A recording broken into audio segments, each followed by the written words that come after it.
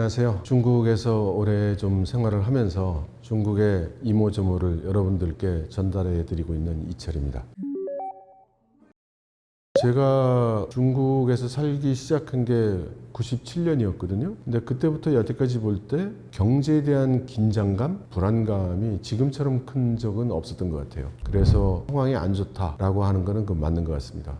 가장 생활 피부에 느낄 수 있는 표현으로 말씀을 드리면 코로나가 일어나면서 말이죠. 중국이 한 3년 동안 아주 전국적인 봉쇄를 했습니다. 그렇죠? 그 과정 중에 국내에 있는 가게들이 거의 다 문을 닫았죠. 그래서 이제 코로나 사태가 끝나고 나면 이것들이 다 다시 돌아올 줄 알았는데 잘 못 돌아오는 거예요. 음식점이 다시 생기기를 시작하는데 이제 고급 음식점은 안 생겨요. 다 서민 음식점, 가성비 음식점이 생기고 있습니다. 그리고 조금 고급 음식점에 가도 비싸고 맛있는 음식은 메뉴에서 점점 없어지고 있어요. 역시 조금 경량화하고 그 대신 가격을 좀 낮춘 그런 메뉴들이 늘고 있고요. 그런 거를 보면은 중국의 현재 경제 상태가 좋지 않다라고 체감을 할 수 있겠죠.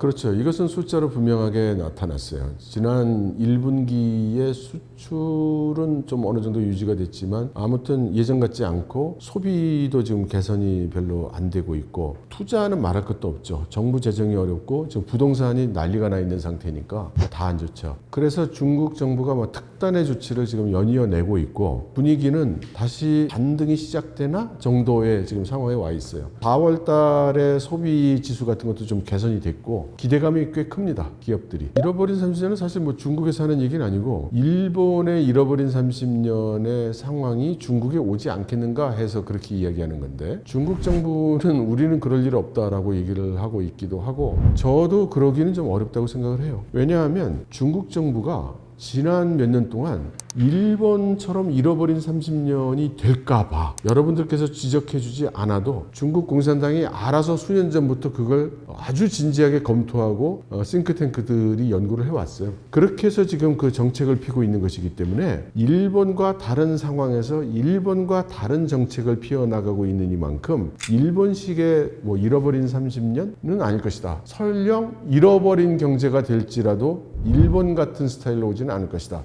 이렇게는 말씀드릴 수 있을 것 같습니다.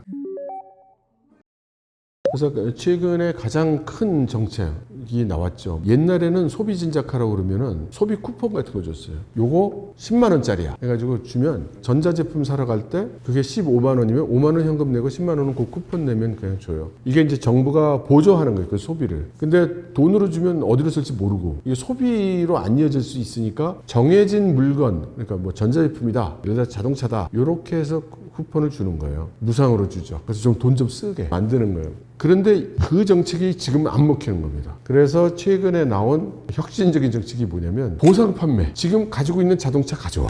그러면 내가 그 자동차 얼마 쳐주고 새 차 사는 데는 요것만 내면 돼. 이제 이런 식으로 한다는 거예요. 그러니까 거의 강제 순환하듯이 지금 시작을 했고 중국의 특성이지만 이제 성마다 알아서 자기 지역의 특성에 맞게 시행하도록 했죠. 그래서 상당한 기대감을 주고 있어요. 이제 시작을 했고 일부 나타나고 있는 데도 있고 아직 판단하기에는 이르고 그러나 기업이 어떻게 판단하느냐 중국 기업들이 어떻게 판단하느냐가 중요한데 상당히 긍정적이에요. 지금 정책의 메커니즘 생각해보면 예를 들어 설령 자동차를 바꾸면 보조해 줄게라고 한다 하더라도 그게 중국의 14억이 돈 써대는 거를 커버할 정도로 규모가 크진 않을 거 아니에요. 그죠? 그런데 아까 말씀드렸듯이 기업이나 가구가 돈이 없는 건 아니란 말이죠. 이제 써도 되겠구나라는 분위기를 만드는 게 중요한 거예요. 이 분위기를 만드는데. 근데 내가 아파트에 사는데 옆집 어린애 엄마가 와가지고 우리는 자동차 바꿨어. 근데 윗집에 영순이 엄마가 와가지고 우리는 텔레비전을 바꿨네? 그러면 우리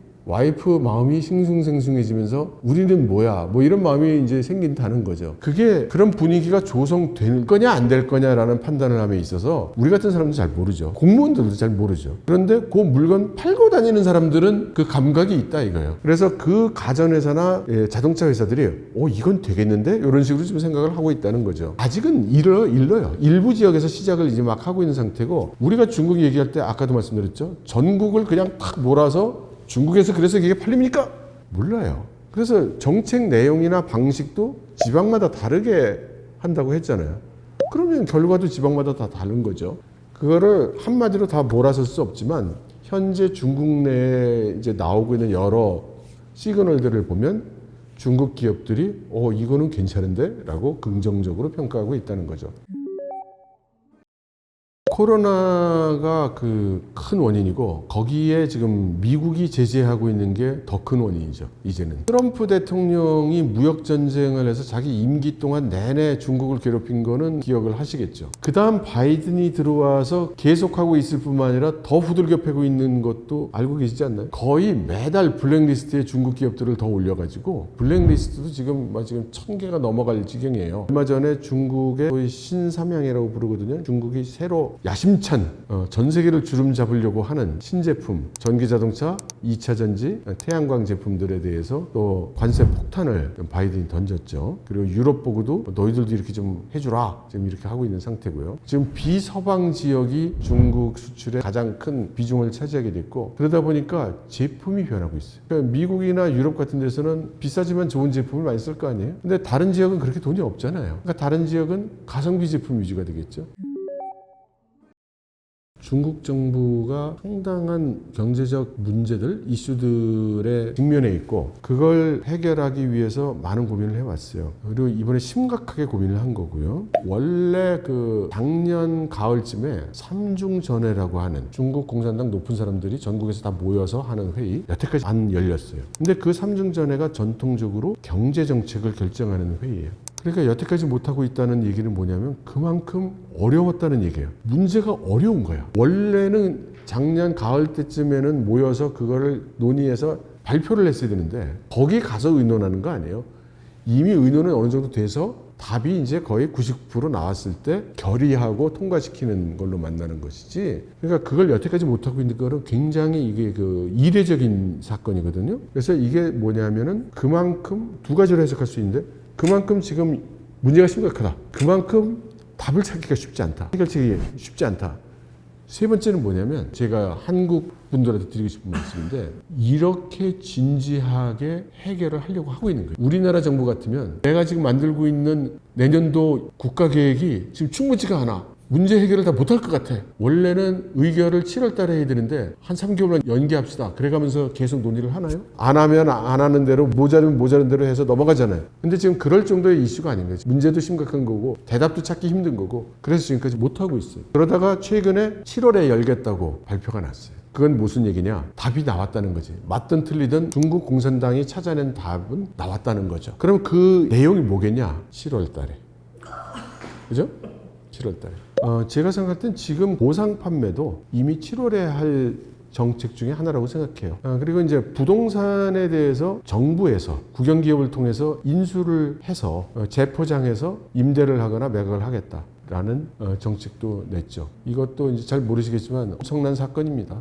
메가톤급 펀치들이 이미 2개가 나왔고 7월이 되면 뭔가 또 나올 수 있다 이렇게 생각할 수 있습니다. 기대가 됩니다. 아직 말 못할 조율이 안 끝난 상태의 정책이 더 있을 걸로 생각이 되고 생각하지 못했던 아웃 오브 박스식의 정책일 가능성이 있다고 생각해요. 한국에 계신 여러분들께 드리고 싶은 말씀이라면 지금 세계 정세, 특히 아시아 정세, 그 중에서도 동북아 정세는 문자 그대로 급변 중입니다.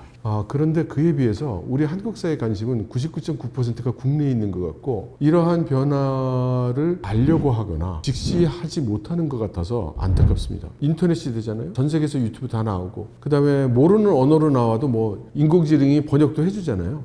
그래서 좀 국제적인 매체, 그러니까 미국 미디어, 일본, 중국, 타이완 이런 데 매체들을 조금씩 도와주시면 참 좋겠다. 뭐 우리하고 상관없는 얘기를 보라는 게 아니라 그런 매체들이 보도를 하고 있는 우리 동북아시아에 관계된 정치, 경제, 사회, 문화에 대한 그런 내용들을 좀 보아주시면 우리 자신에게 큰 도움이 되지 않나 이렇게 생각하고요. 그렇게 건의드립니다.